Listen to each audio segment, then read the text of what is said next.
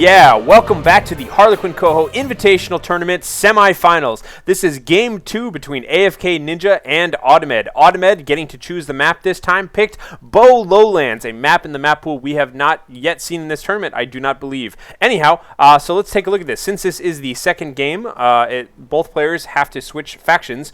So up here on top, we're going to see Audemed playing as Audemed 2, his Blitzkrieg commander, and let's take a look at his abilities just to refresh our minds here. He does have infantry pillage, flares, stormtroopers, manpower blitz, and heavy armor support. Really, really serious, standard looking Blitzkrieg there. You can see his field pioneers just popping out. And on the southern side of the map, let's take a look at AFKNinja playing as his armor commander. AFKNinja, he has armor bounty, HVAP rounds, self-repair, Sherman Calliope, and Pershing reinforcements. That should sound familiar. That's exactly the same build that Audemed has. These guys are just kind of all using the same thing here today. So you can see, by the way, that AFKNinja does have Minesweeper detection radius and health regeneration bonus. Meanwhile, he does have his barracks up and elite engineers. Oh god, these guys are so brutal. Drop only item. They've got Browning automatic rifles. They can throw hand grenades, elite armor, all that sort of thing. Really brutal looking dudes there. So, and by the way, in case anybody missed this during the setup, nothing is banned from this tournament, as this is likely the first and only Coho tournament, unfortunately. But all units and all builds and all everything is allowed in this tournament. Because hell, man, it's the first tournament. We haven't even had any chance yet to see what's broken in a tournament setting. But why not? It's more fun. So players using whatever they want here. Accomplished Volksgrenadiers out on the field right now for Audemed. Accomplished Volksgrenadiers, just slightly better than regular Volksgrenadiers. Nice little hero unit there. And looks like the elite engineers just kind of moving around here. I'm going to let these guys spread out just a little bit further, and then we can take a look at kind of where the caps are going. But we do see kind of fairly interesting caps going on here right now from Audemed. You can see he's basically trying to go as fast as he can to this southern victory point. And let's take a look at that since we haven't really seen this map too much here. We'll take a look right now at Beaux Lowlands. We'll see that you do have the 3 victory points spread out. One is kind of exposed with this weird little bridge position here. And then each player, usually the ally guy gets this one and the Axis guy, well, you know, it kind of goes back and forth. Maybe the ally guy gets this one and the Axis guy gets that one. But it can kind of go either way. They're very far away. It's a kind of a spread out map. A lot of little paths connecting here. You can see lots of ways to get across the river, just kind of all over the place here. So it can be very difficult to find a good way to defend on this map. So I'll be curious to see how each player plans to hold on to their territory here, because there's a lot more room here than you normally have units to cover.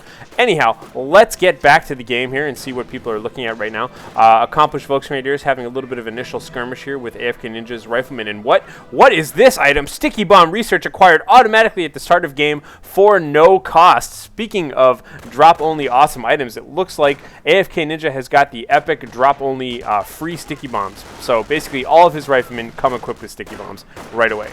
Really awesome upgrade there. Basically means that any rifleman kind of wandering around could blow up a motorcycle right off the bat. Who knows? So let's take a look around and check that out. Knowing that, he just went rifleman. He didn't even go for gladiators or anything else like that. I'm pretty sure he has them, but pretty good looking army items here for AFKNinja. So AFKNinja looks like tearing into Audemed. Audemed feeling a little bit outgunned here. Accomplished Volksgrenadiers and Katzenmeyer's Volksgrenadiers, 2 very good early game units. Katzenmeyer's Volksgrenadiers have grenades and stuff like that.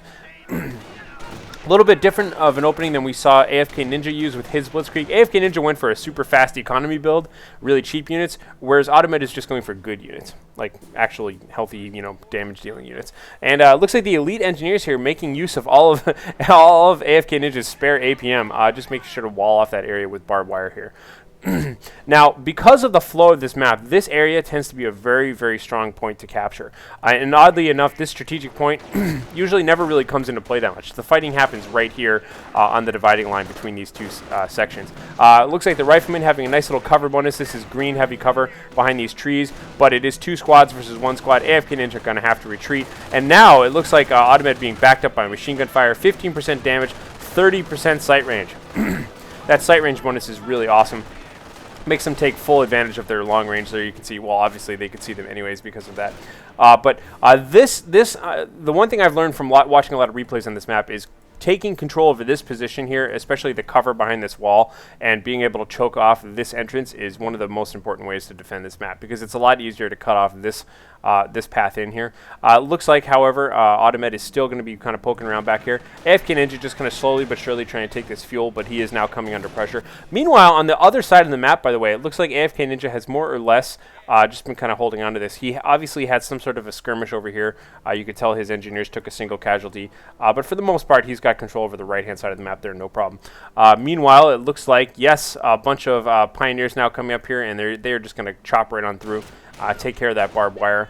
And looks like we have a solo squad of elite engineers right now versus the entire Wehrmacht army. So we'll have to see how well these guys can do. Taking cover behind a flimsy little wagon, which is even falling apart as I'm pointing it out. But these guys are no chumps. The double Browning automatic rifle can do pretty well there. Taking a casualty, inflicting a casualty. And just in time, it looks like AFKNinja is going to resupply with his own rifleman here. Maybe not, just kind of poking his head up there to scare them away. I guess he can he's got a line of sight there. And against all odds, the combat Pioneers, elite engineers, you know me, I like to spread words all over the place, are going to be able to hang on to that area here. Rifleman attempting a very sneaky flank, but it looks like Audemed sees it coming. Audemed's troops extremely wounded, by the way. These squads only have 5 guys in them, 2 and 4 remaining here. And wow, multiple pronged attack coming right now from AFKNinja. We can check that out, and you can see that he's got troops on all sides of Audemed right now. Audemed having to do a mass retreat, getting attacked from basically 4 or 5 directions at the same time. These riflemen here trying their best to pick off the retreating units.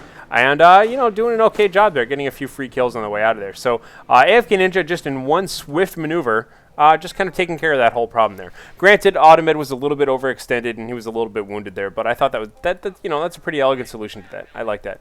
We'll have to see if he's going to cap this munitions point. This is also a notoriously hard position to hold. The fact that this place, as you can see on the river here, I'm doing a little bit more map analysis than I probably should, but that's okay. You can see that all of the actual places to cross over are really wide open and there's no real cover here, which is I think why a lot of players tend to fight more northward or southward, whatever direction you're facing, just because of the fact that there's basically no cover here. You are totally exposed trying to cap that. Machine gun sets up while you're capping it, you're dead. Meanwhile, just a little bit of footsie going on over here. And check this out. Double landmines laid by AFKNinja, trying to lure the Pioneers in, taking one hit. Will he crawl back in? Obviously, whenever you set up 2 mines, you're hoping that someone will step on one, get up, and then step on the next one. They're at less than 50%. Oh, my God, is he going to do it?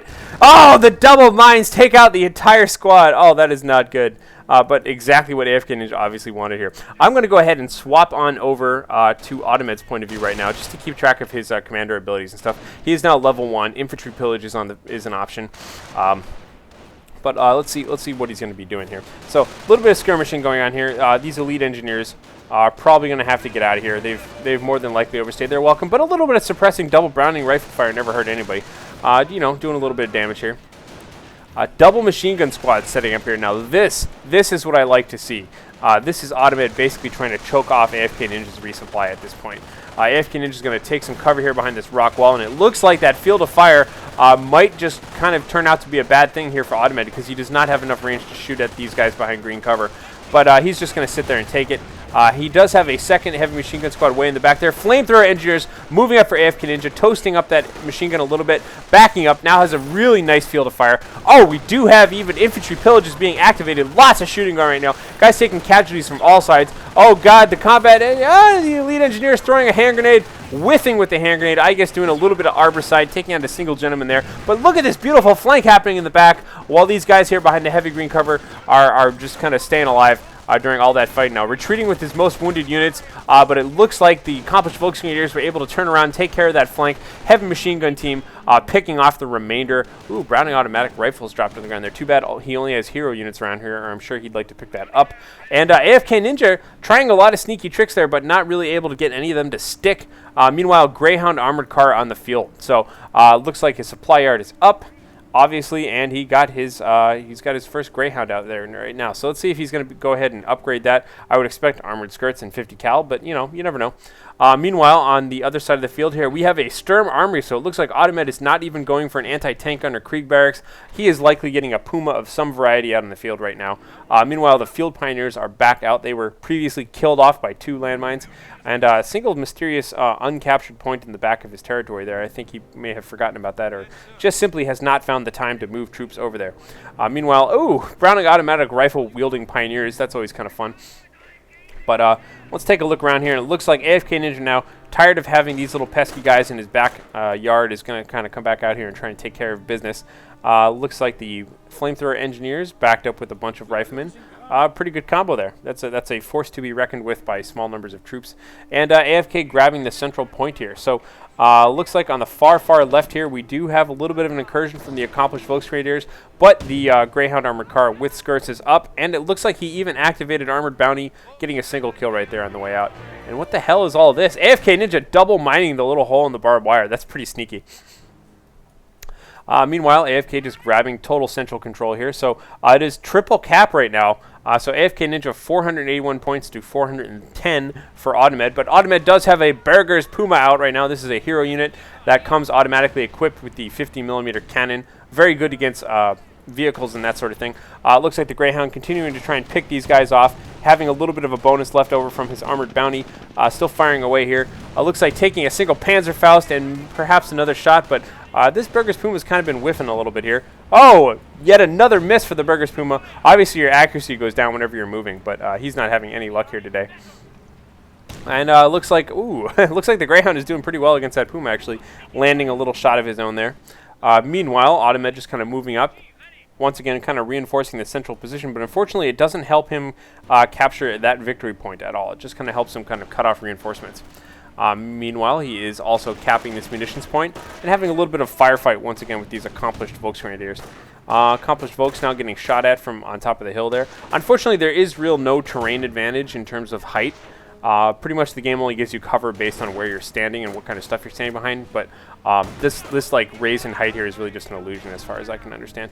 We do have the Berger's Puma from behind right now, firing away at that Greyhound armored car, and little does he know, free sticky bombs for everybody. Sticky bomb goes off, takes another shot to the rear armor, and the sticky bomb actually kills the Berger's Puma. Berger's Puma goes down. Wow, surprise sticky bombs. Really kind of changing everything here for him. Looks like Audemed's going to have to beat a kind of tactical retreat here. He's taking a little bit of damage from that shooting up on the hill there. Kind of returning fire, but really not a lot he could do at this point without any sort of counter to that Greyhound.